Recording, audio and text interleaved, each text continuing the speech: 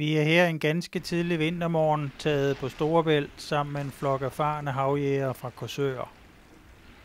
Jagt gælder primært edderfugl, som skydes på træk. Der anvendes kun nogle ganske få lokkere, ellers er ideen med at være flere pramme ude, at man lægger sig på linje og så skyder på fugle, som trækker til og fra fourageringspladserne i Storebælt. Jagten foregår for ganske små pramme.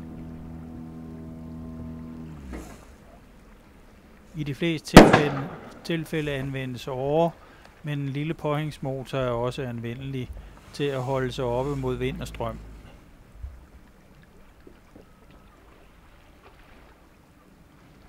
I det jagten foregår fra små pramme, er det vigtigt, at man kun tager ud i godt vejrlig og altid er flere ude af gangen. Gerne hvis man er nybegynder sammen med virkelig erfarne folk.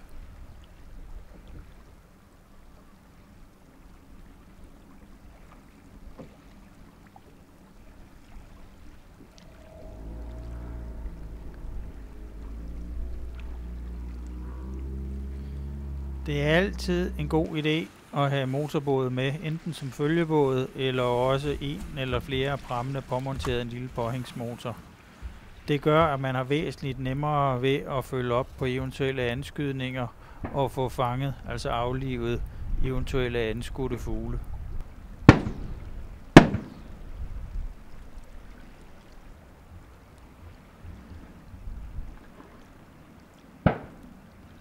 Det er naturligvis vigtigt ved denne jagtform, at sikkerheden er i højsædet.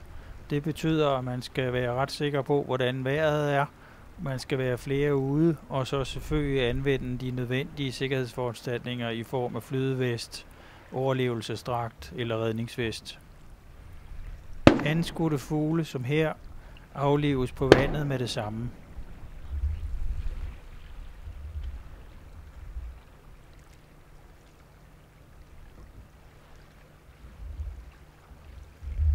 Jagtformen er forholdsvis fysisk krævende, og det kan være en kold fornøjelse at være på havet en sådan vinterdag.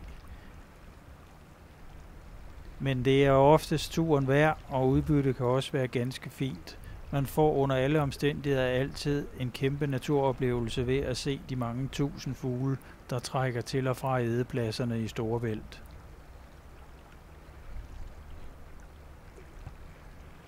En større følgebåd er som sagt altid en fordel, både til at fragte prammene til og fra jagtstedet, men også i tilfælde af hårdt vejr, i det vind og vejr og strøm ret hurtigt kan ændre sig.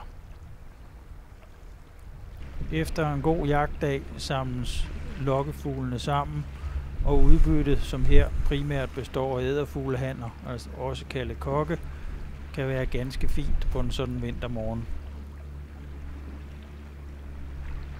Tak til havjægerne fra Korsør, som har ladet os komme med på denne tur.